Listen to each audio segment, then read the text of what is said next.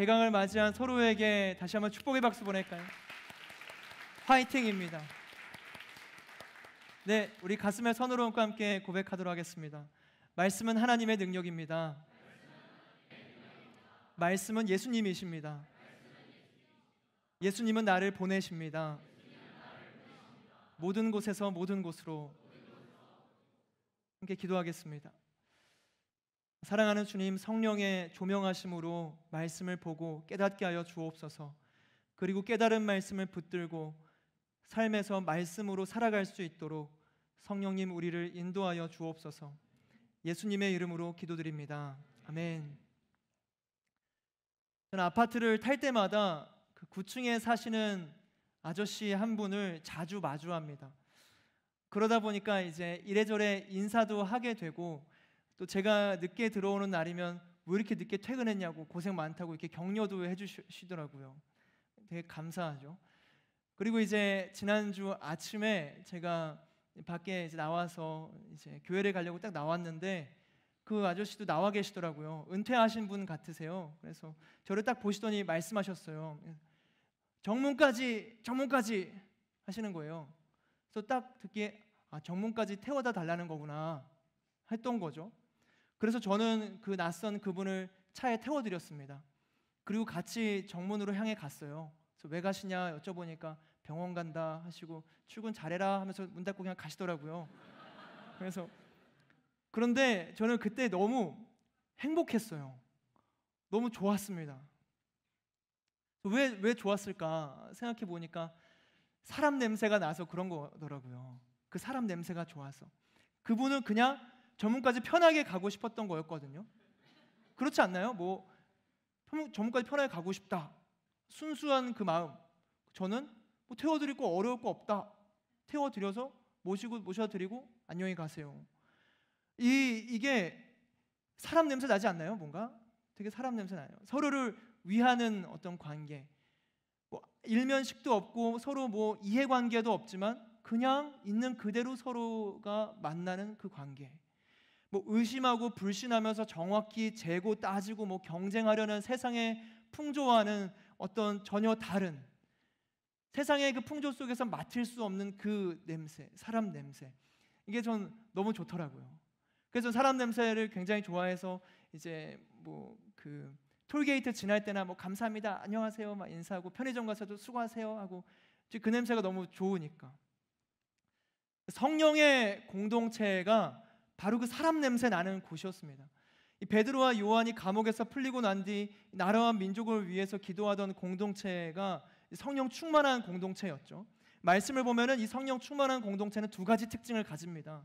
첫 번째는 우리가 계속 나누고 있는 것처럼 그리스도의 담대한 증인이 되는 공동체. 예수님을 전하는 모습이 성령 충만한 모습입니다. 내가 예수님을 전하고 있다면 성령께서 내 안에 가득히 충만하게 역사하고 계시는 것이고, 내가 예수님을 말하기 힘들고 부끄럽고 꺼려지고 있다면 아직 내 안에 어떤 성령의 충만한 역사를 더 강구해야 되는 연약한 믿음이다를 우리가 볼 수 있는 것이죠. 그리고 두 번째는 서로 사랑을 나누는 공동체의 모습입니다. 우리는 오늘 이 두 번째, 이 서로 사랑을 나누는 성령 충만의 공동체의 모습을 조명하게 됩니다. 우리 함께 본문 32에서 35절의 말씀 같이 한번 읽어볼까요? 읽겠습니다. 시작. 믿는 사람들은 모두 한 마음 한 뜻이 됐습니다. 자기 재물을 조금이라도 자기 것이라고 주장하는 사람이 없었고 가진 것을 모두 공동으로 사용했습니다. 사도들은 큰 권능으로 주 예수의 부활에 대해 증거했고 풍성한 은혜가 그들 모두에게 임했습니다. 그들 가운데 부족한 것이 있는 사람은 전혀 없었습니다. 따금씩 땅이나 집을 소유하고 있던 사람들이 그것을 팔아서 돈을 가져다가 사도들의 발 앞에 바쳤습니다. 그러면 누구든지 필요한 사람에게 나누어 주었기 때문입니다. 이것이 성령의 공동체인 거죠. 자기 재물을 자신의 것으로 주장하지 않고 자신의 소유를 팔아서 그것이 필요한 사람들에게 나눠주는 공동체. 34절의 말씀을 보면은 그 공동체 안에는 부족한 것이 있는 사람이 전혀 없었다라고 이야기합니다. 전혀 없었다. 이것이 뭐 사유재산을 제한하는 공산주의가 아니었어요. 자신의 소유가 이제 있었다고 말을 하고 있잖아요. 또한 뭐 억지로 빼앗아서 남에게 나눠주는 그런 법적이고 강제적인 규칙도 아니었습니다. 자발적으로 다른 이들의 필요가 보이니까 내 것을 팔아서 그 사람의 필요를 채우는 성령의 공동체. 전 생각을 해봤어요. 그렇다면 이들이 풍성해서 그런 거일 수도 있지 않을까. 가진 것이 많으니까 일부 떼어주는 게 얼마나 쉬울 수 있겠어요, 그러면? 그런데 오늘날의 관점에서 보면 이 당시가 풍요로웠던 시대인가요? 정치적, 경제적, 사회적, 문화적으로 모든 면에 거쳐서 낙후된 시대였던 겁니다. 거기다가 이 이스라엘 백성들은 로마 제국의 통치를 받고 있던 중이고, 베드로와 요한을 보면 알다시피 예수님을 믿는 이 그리스도인들은 신문을 당할 정도로 핍박받고 멸시받고 조롱받고 그 억압되는 시대를 살고 있었죠. 그리스도인들이 아주 떵떵거리면서 잘 사는 것은 참 어려운 일이었던 겁니다. 그들이 가진 것이 넘쳐서 서로 나눴던 것도 아니에요. 그러면 무엇이었을까? 무엇이었을까?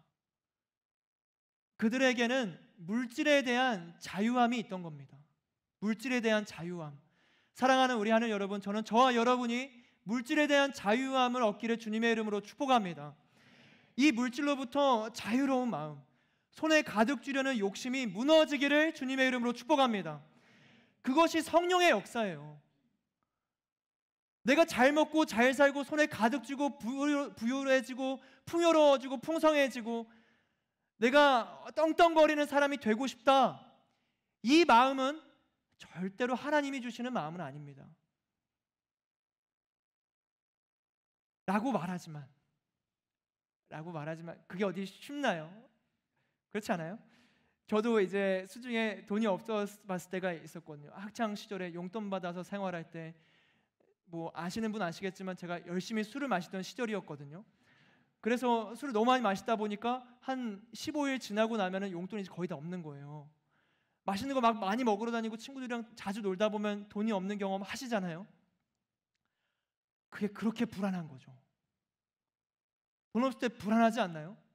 아침에 나가는데 야, 점심 내가 오늘 학식을 먹고 나면 와, 이 3,000원, 4,000원 이렇게 쓰면 아, 도저히 계산이 안 나오는데 저녁은 안 되겠다. 그냥 집에 가야지. 약속 있다 그러고. 그리고 진짜 저는 어떤 경우는 점심 때 나 오늘 밥 안 먹고 공부해야 돼 하고 도서관 가서 다이제를 먹는 거예요. 우유 먹으면서. 저만 그랬어요? 이런 그런 경우 있지 않으세요? 그거 굉장히 돈이 없으면 불안해요. 불안해져요. 진짜 저 너무 이해가 됩니다. 그리고 11조를 내는 것도 떨리는 일이죠. 11조를 계산할 때 이제 직장인들은 새 전후로 해야 되나 새 후로 해야 되나 그 고민을 진짜 하실걸요? 진짜 할 거예요. 그리고 갑자기 들어온 상여금 혹은 이번에 그 뭐 설날 때 받은 용돈 이걸 11조로 해야 되나 말아야 되나 이제 그 고민을 하는 거죠. 자연스럽게 그 고민이 되는 겁니다. 물질이 너무나 중요한 시대를 우리는 살아가고 있으니까. 그런데 오늘 말씀은 어떻게 보여요? 자신의 소유를 팔아서 남들의 필요를 채워주는 것, 그것이 성령의 역사다. 명확히 보여주고 있는 겁니다. 우리의 상식과는 좀 반대고 우리의 생각을 넘어서죠. 우리가 얼마나 세상의 세계관에 물들어 있는지, 이것이 가능할까라고 불가능하다라고 생각이 든다면 하나님께서 원하시고 주님께서 기뻐하시는 뜻에 대한 시선보다 내가 이 땅 가운데 물들어 버린 이 세계관이 너무 깊숙하게 문화처럼 자리 잡았다라는 거죠. 물질 만능주의의 시대에서 이 사도행전의 역사는 마치 물고기한테 물 밖으로 나와라고 말하는 것만 같은 불가능한 것처럼 여겨진 게 이제 느껴지는 겁니다. 그런데 사랑하는 우리 하늘 여러분, 그 불가능하다고 느껴지는 그 마음과 시선과 목소리는 사단의 미혹하는 소리예요. 하나님이 바라시는 것 분명합니다. 부자 청년을 만났을 때도 예수님은 너의 것을 팔아서 부자가 천국에 가는 것은 낙타가 바늘귀 들어가는 것보다 어렵다. 그리고 삭개오를 생각해 보세요. 삭개오도 예수님을 만나니까 그 세리장, 자신의 탐욕으로 모든 것을 채우던 그가 재산을 팔아서 넘기고 내가 속여서 빼앗은 것이 있으면 내가 더 주겠다.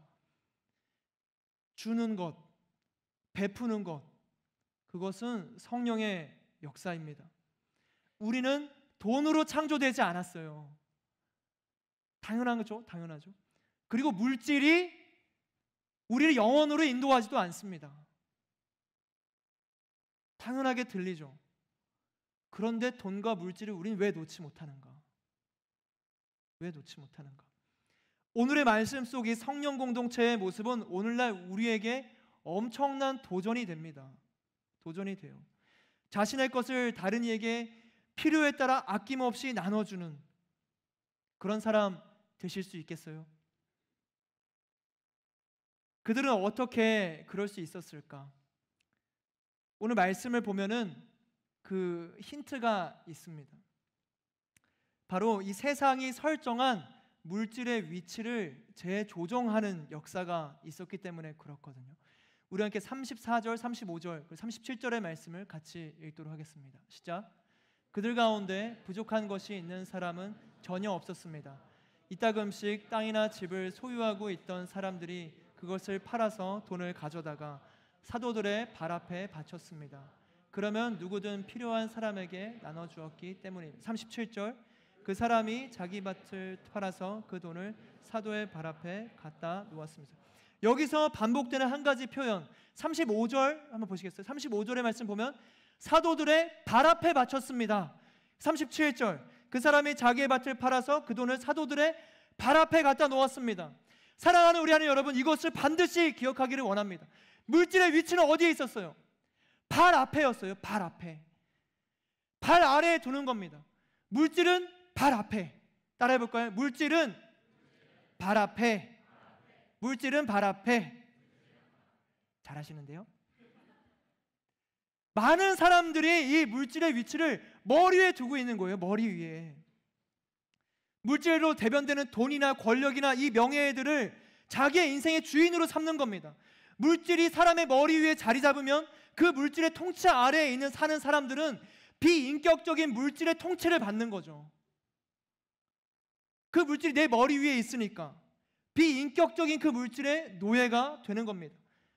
본래 인격이 있을 리가 만무한 이 물질이 내 머리 위에 있으니까 그 물질의 지배를 받는 사람은 어떻게 되겠어요? 비인격적인 존재가 되는 겁니다. 사람 냄새가 날 수가 없어요. 물질이 머리 위에 있으니까 계산하는 겁니다. 재고 따지는 겁니다. 희생과 헌신한 단어는 볼 수가 없어요. 왜냐? 물질이 중요하니까. 그 돈이, 그 가치가 명예와 권력과 이 세상의 논리가 나를 다스리니까, 그 비인격이 나를 통치하니까 그 존재도 비인격적인 존재가 되는 겁니다. 그 결과 비인격적인 물질을 위해서 인격체이신 하나님과 사람을 자기 발에 두고 도구로 삼는 뒤틀린 삶을 살게 되는 것이죠. 왜 이 세상에 그렇게 잔혹하고 잔인한 사람들, 비인격적인 사건들이 왜 그렇게 많이 일어나나? 비인격적인 물질의 통치를 받고 있기 때문에 그런 겁니다. 물질의 위치를 잘못 잡았기 때문에 그런 거예요. 물질을 머리 위에 두고 비인격적인 존재가 되었기 때문에 타락하고 왜곡된 존재의 문제가 발생하기 시작하는 겁니다. 하나님의 형상을 닮은 이 아름다운 인간의 존엄성은 사라지고 형체만 남은 물질로서의 노예가 되는 거죠.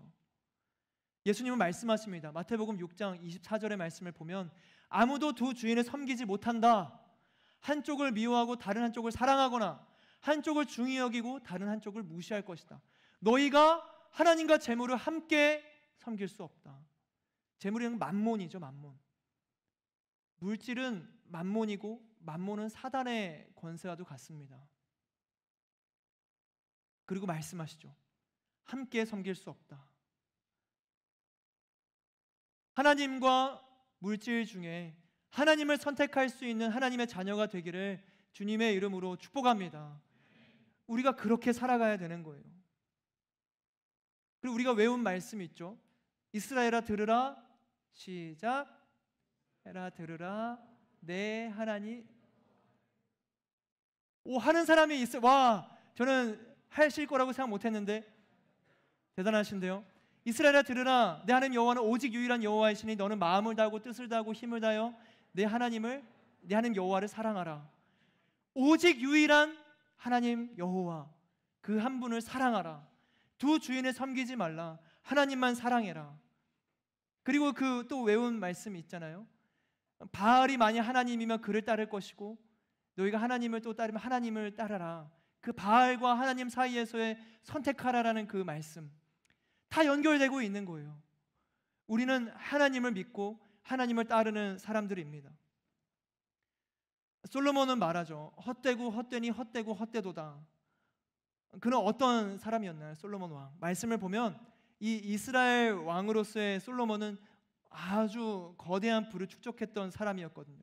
말씀을 보면 이 상아로 보좌를 만들고 금으로 큰 방패 200개가 있었고 작은 방패 300개, 그리고 마시는 그릇이 다 또한 금이었대요. 그리고 은을 귀히 여기지 않고 은이 너무 많다 보니까 그냥 돌같이 흔했던, 그때가 솔로몬의 인생이었던 겁니다. 그런데 그 솔로몬이 고백한 거죠. 전도서 1장 2절에 헛되고 헛되며 헛되고 헛되니 모든 것이 다 헛되도다. 물질과 부의 허무함을 깨달은 그는 전도서의 마지막에서 이렇게 고백합니다. 전도서 12장 13절의 말씀 우리 같이 함께 읽어볼까요? 시작. 이래 결국을 다 들었으니 하나님을 경외하고 그의 명령들을 지킬지어다. 이것이 모든 사람의 본분이니라. 하나님을 경외할지어다. 사랑하는 우리 하나님 여러분, 우리의 머리 위에 하나님 한 분만 두기를 주님의 이름으로 축복합니다. 우리 위에 물질이 오는 순간 우리는 어떤 존재가 돼요? 피인격적인 존재, 사람 냄새가 날 수 없는 존재, 계산하고 따지고 계산기를 두들기고 저울질하면서 내게 유익이 되고 내게 이득이 되는 것은 무엇인가 계속 생각하면서 모든 사람과 관계와 이 세상의 내 주변의 모든 것들을 수단으로 여기는 인생, 그 인생은 하나님께서 원하시는 하나님 나라의 모습이 아니죠. 하나님은 머리 위에 있고 물질은 발 아래 두는 것, 그것이 올바른 위치입니다. 이것은 마치 전쟁과 같습니다. 전쟁이에요. 제가 이렇게 말하고 말씀 속에서 이렇게 말합니다. 제가 이렇게 말하지만 저도 알죠. 아까 말했던 것처럼 얼마나 우리 인생에서 지금 물질이 중요한 위치에 있고 우리의 인생을 좌우할 만큼 큰 힘이 있다는 것 너무 저도 잘 알고 있거든요. 그래서 발 아래에 둔 물질이 스물스물 계속 올라오려고 하는 겁니다.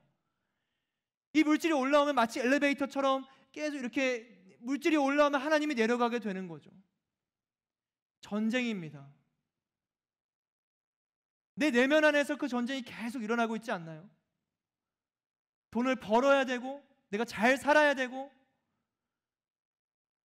사람들에게 내가 보여줘야 되고, 근데 아니에요. 그 삶은 아닙니다. 물질을 따라가는 삶에는 허무함밖에 없어요. 중요한 건 하나님을 따르는 겁니다. 그래서 여러분 싸우세요. 싸우셔야 됩니다. 세상에서 말하고 있는 목소리에 진짜 그렇지 뭐 휘둘리지 마세요. 야, 돈이 진짜 중요한 거야. 진짜 그런데 너무 거기에 묵상하다 보면 진짜 내 머리 위로 올라갈 때가 있는 거거든요. 그래서 그 어디서 누가 말하는 건지 모르겠지만 그런 이제 워딩이 있잖아요. 돈이 이제 돈으로 행복을 살 수 없다 생각하면은 돈이 부족한지 아닌가 생각해 보라. 진짜 그럴싸한 거예요. 그렇지 않나요? 돈으로 행복을 살 수 없다면 돈이 부족한지 아는지 봐라. 돈이 부족해서 행복하지 않은 걸 수 있다. 더 벌어라. 동의가 되시나요? 그러면 우리가 아직 이 세상의 세계관, 사람들이 말하는 물질의 가치와 그 높이를 머리 위에 두고 있다라는 겁니다. 이 물질로부터 자유롭기를 주님의 이름으로 축복합니다. 이건 전쟁이에요. 싸워야 돼요. 그래서 승리할 수 있기를 주님의 이름으로 축복합니다. 머리가 머리의 위치에 있고 발이 발의 위치에 있듯이 그 인생이야말로 이 창조의 목적대로 살아가는 삶이거든요. 그래서 물질의 통치를 받지 않는다는 건 정말 자유로운 인생입니다. 평안과 기쁨과 행복이 찾아올 때는 하나님께서 머리 위에 계실 때죠. 초대교회 성도들은 오늘날 우리보다 풍족하지는 않았지만 그들의 머리 위에 오직 하나님 한 분밖에 없었기에 세상은 그리스도인들을 핍박하고 심지어는 죽이기까지 했지만 그 사실이 그들의 삶을 다스리고 통치할 수 없었어요. 그들은 가난을 두려워하지 않았습니다.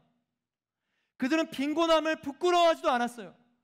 궁핍함을 걱정하지도 않았습니다. 오직 예수 그리스도, 그분 한 분만을 향해서 달려갔던 거예요. 그렇게 발 앞에 물질을 두고 머리 위에 하나님을 둘 수 있었던 이유를 33절의 말씀을 전하거든요.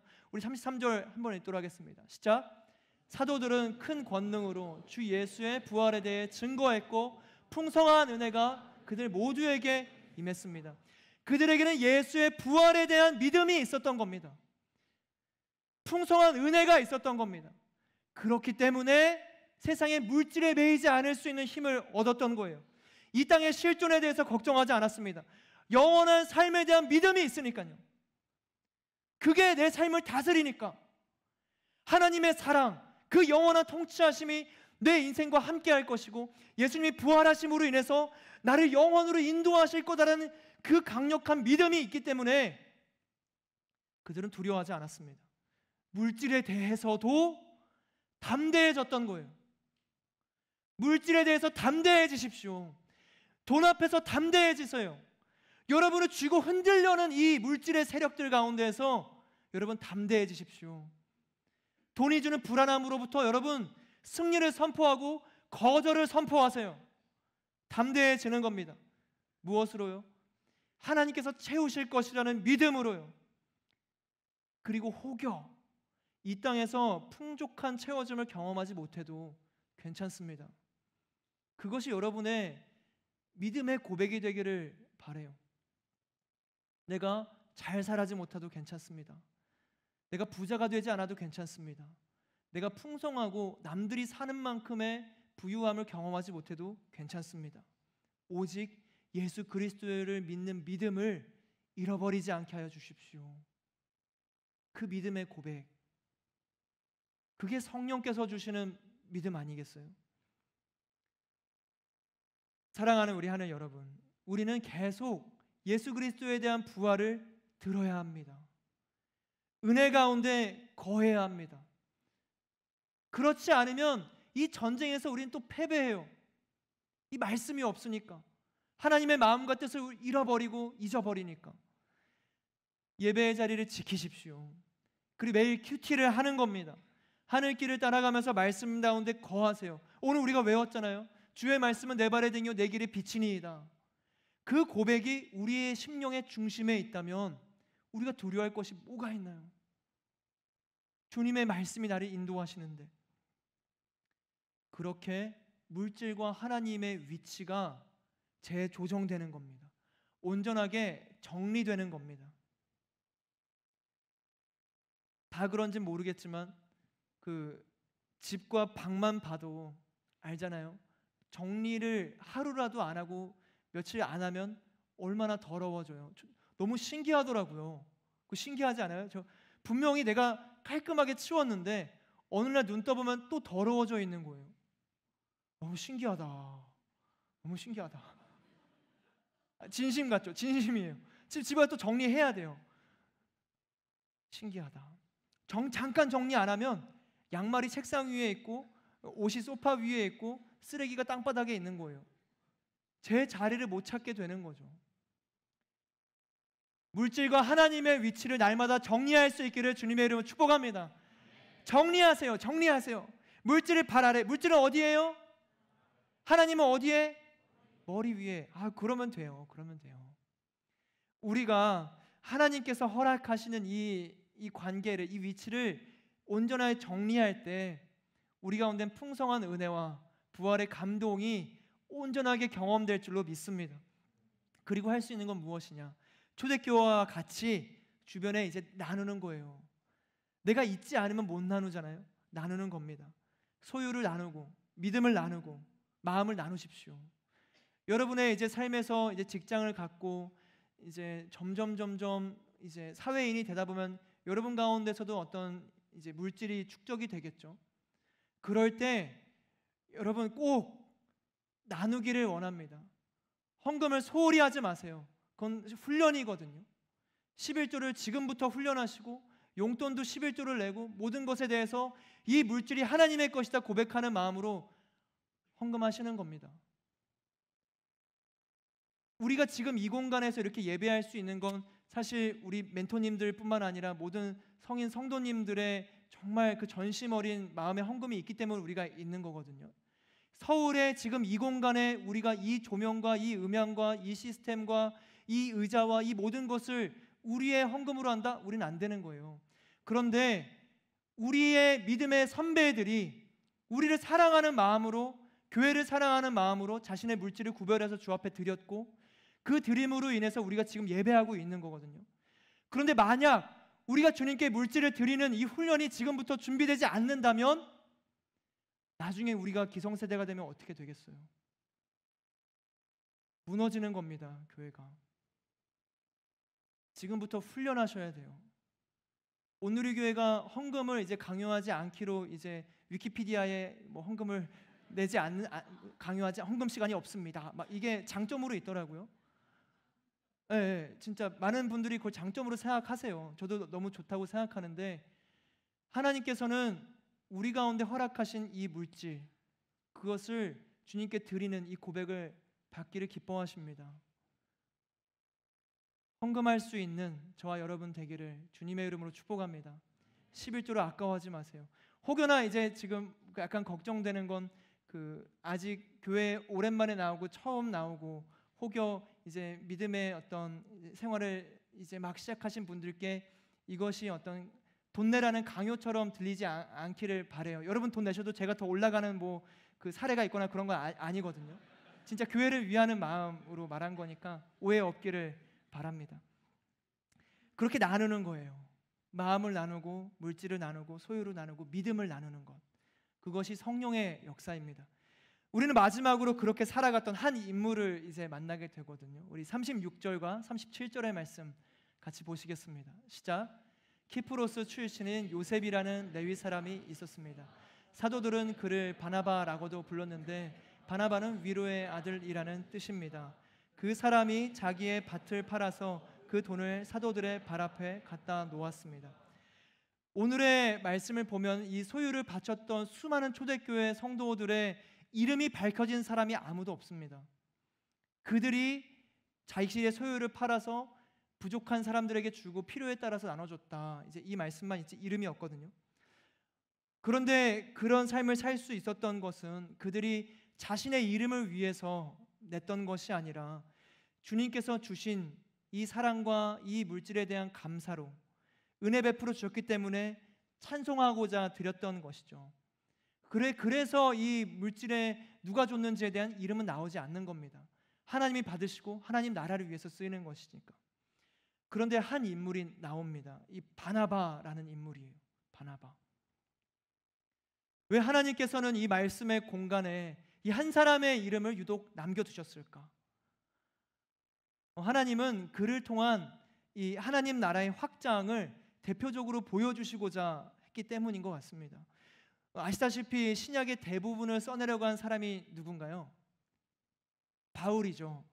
이 사도행전의 한 획을 그었던, 그리고 이 신약 성경의 수많은 집필자인 이 바울은 사실 이 예수님을 핍박하고 그리스도인을 박해하고 심지어는 죽음에 이르기까지 하는 박해자였습니다.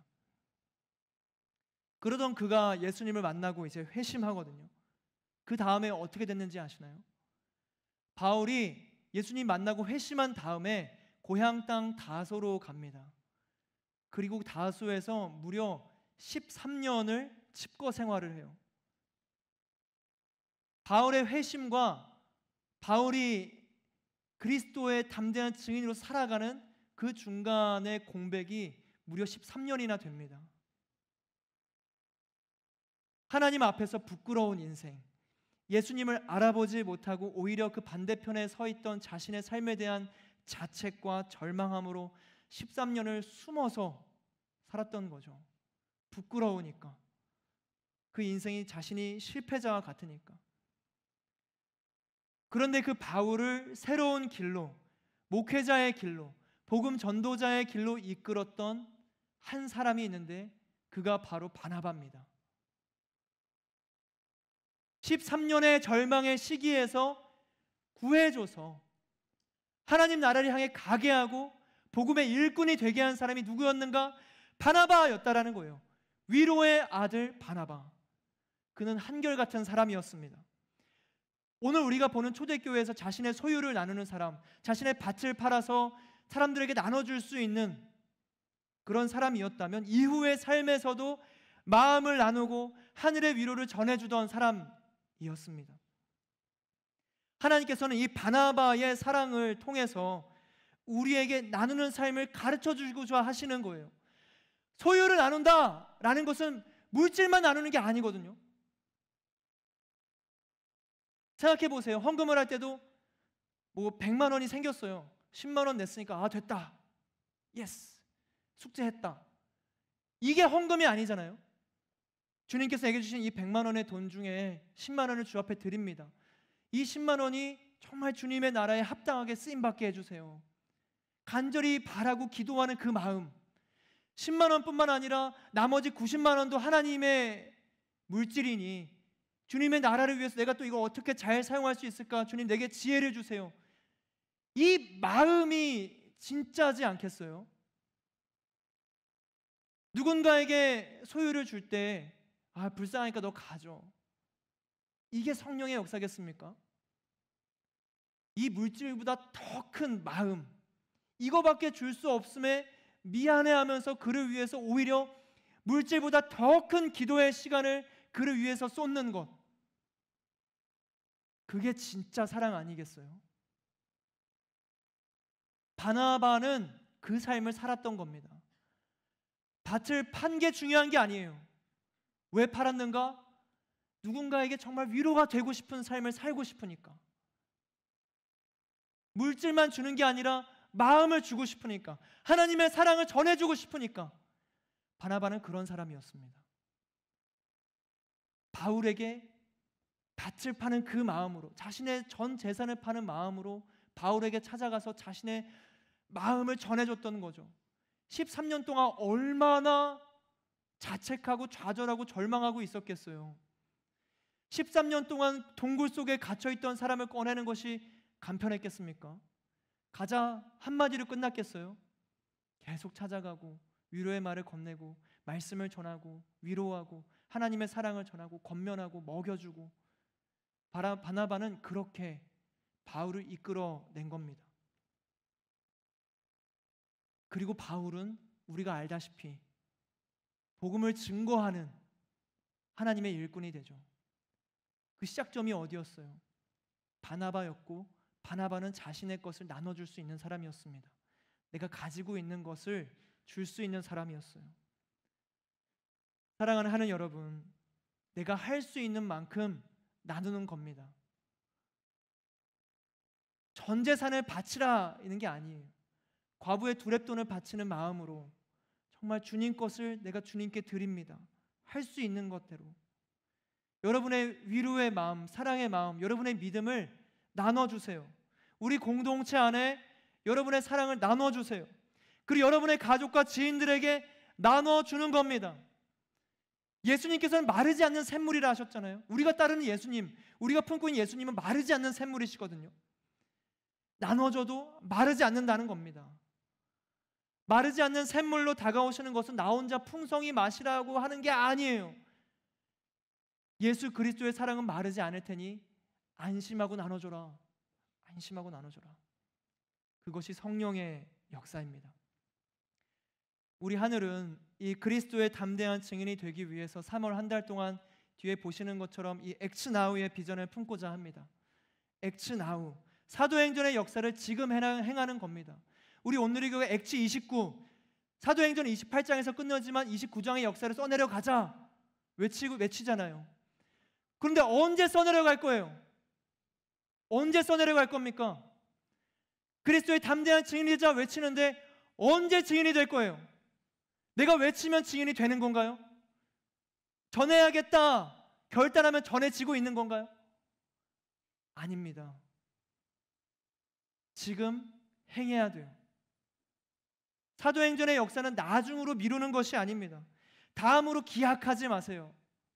액션은 now입니다. now. 지금 하는 겁니다. 누가복음과 사도행전이 이 데오빌로 한 사람을 위해서 쓰여졌듯이 우리도 한 사람을 품었잖아요. 그리고 그 한 사람을 찾고 있지 않습니까? 그 결단한 그 한 사람을 향한, 한 영혼을 향한 사랑을 여러분이 3월 한 달 동안 지금 act now 하는 겁니다. 3월 31일이 이제 부활주일이거든요. 이때 여러분의 그 한 사람을 초대할 수 있도록 저희가 준비하겠습니다. 오늘의 말씀에서 사도들이 큰 권능으로 주 예수의 부활에 대해 증거했고 풍성한 은혜가 그들 가운데 임했다라는 이 말씀이 우리의 부활주일에 있기를 주님의 이름으로 축복합니다. 여러분, 지금 행하는 거예요. 지금 행하는 겁니다. 말씀을 맺겠습니다.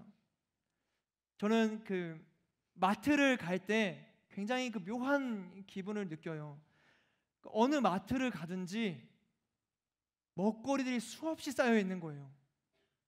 그것도 되게 신기하더라고요. 여기 가도 먹을 게 많고 저기 가도 먹을 게 많아요.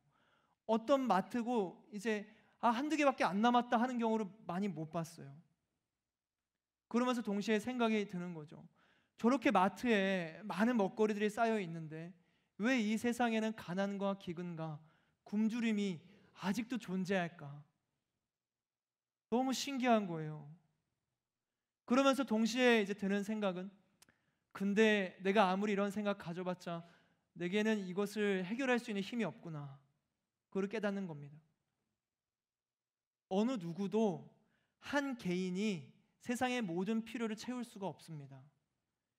그리고 여러분 한 사람 한 사람이 여러분의 부족하고 필요를 외치는 한 친구, 가족의 그 필요를 우리가 다 채워줄 수가 없어요. 그러나 공동체에게는 가능성이 있습니다. 공동체는 가능성이 있어요. 성령의 역사는 개인의 구원하심으로 끝나는 것이 아닙니다. 성령은 하나님 나라로의 부르심이거든요. 우리 32절의 말씀 우리 다시 한번 같이 보실까요? 32절의 말씀 함께 읽겠습니다. 시작. 믿는 사람들은 모두 한마음 한뜻이 됐습니다. 자기 재물을 주장하는 사람이 없었고 가진 것을 모두 공용으로 사용했습니다. 오늘의 말씀의 시작점에 이 서로 나누는 공동체의 모습에 무엇이 있나요? 믿음의 사람들은 모두 한 마음과 한 뜻이 됐습니다. 예수님을 믿는 믿음으로 하나가 됐기 때문에 가능한 겁니다. 그냥 한 마음 한 뜻이 아니에요, 여러분.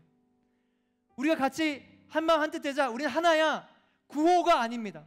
우리는 하나 외친다고 해서 하나가 될 수 있는 게 아니거든요. 야, 우리끼리 너무 좋다, 그래서 하나가 될 수 있지 않습니다. 그런 조직과 그런 공동체는 시간이 지나면 또 와해되게 되어 있어요. 하나님 나라의 공동체가 무너지지 않는 단 한 가지의 이유는 믿는 사람들이 있기 때문입니다. 무엇을? 예수 그리스도를. 그 구심점이 있기에 모일 수 있는 겁니다. 우리가 지금 그렇지 않나요? 완전히 서로 다른 삶을 살아가다가 우리가 어떻게 여기서 하나가 되나요? 우리가 같이 예수님을 바라보고 있기 때문에 그런 거거든요. 아무리 우리가 같이 있다고 해서 서로를 완전하게 이해해주고 서로의 필요를 채울 수 있는 공동체가 된 것인가? 그럴 수 없어요. 공동체와 사람에 대해서 기대하다 보면 실망만 따라옵니다. 우리가 해야 될 것은 무엇인가? 믿는 사람이 되는 겁니다. 예수 그리스도를 바라보는 겁니다. 간절하게 예수님을 붙잡으세요. 그 믿음을 구하는 겁니다. 그러면 자연스럽게 우리가 한 마음 한 뜻이 되는 거거든요. 이기적인 욕심은 예수 그리스도를 믿는 믿음에서 이제 지는 겁니다. 사라지는 겁니다. 이기심이 왜 없겠어요? 모두가 있겠죠. 그러나 예수님이 머리에 있으니까 이 선택을 하게 되는 겁니다. 이기심을 버리고 예수를 따르는 선택, 물질을 발 아래에 두고 예수님을 머리로 두는 인생, 그 인생은 행복입니다. 기쁜 삶이 복음입니다. 우리 그리스도인들이 그렇게 세상과 다른 기준, 다른 가치로 살아갈 때 우리가 뿜어내는 이 그리스도인의 향기가 세상 가운데 전파될 줄로 믿습니다. 우리를 보면서 놀라는 거예요. 어떻게 저들은 저렇게 살아갈 수 있지? 저들의 머리 위엔 뭐가 있지? 우리 위에는 물질이 있는데 저들 머리 위엔 뭔가 다른 것이 있다. 그것이 느껴질 때 그리스도는 자연스럽게 우리 안에서 증거됩니다. 이 사람 냄새, 서로 사랑하고 서로를 위하는 이 사람 냄새가 희미해져가는 이 시대 가운데에서 하나님이 창조하신 이 본연의 이 존엄성이 회복되고 저와 여러분을 통해서 증거되기를 주님의 이름으로 축복합니다. 여러분을 통해 이 나라와 민족이 열방이 변화되기를 소망합니다. 우리 함께 기도하며 나아가실까요? 우리 함께 기도할 때 사랑하는 하나님 아버지, 내 머리 위에는 무엇이 있습니까? 내가 기준으로 생각하고 나를 다스리는 가치와 세계관은 무엇입니까? 아버지, 이 땅에서의 문화와 사람들의 목소리가 너무나도 커져서 내 머리 위에서 울리고 있지는 않습니까? 오직 유일한 여호와 한 분만을 사랑하기로 결단한다는 내 믿음의 고백과 물질을 따르는 이 시선이 동시에 있지 않습니까? 하나님은 말씀하십니다. 하나님과 재물, 그 둘을 동시에 섬길 수 없다. 아버지, 내가 주님을 머리 위에 두게 하여 주옵소서. 내가 물질을 발 아래 두게 하여 주옵소서. 우리 함께 말씀을 기억하시며 함께 기도하며 나아가도록 하겠습니다. 사랑하는 하나님,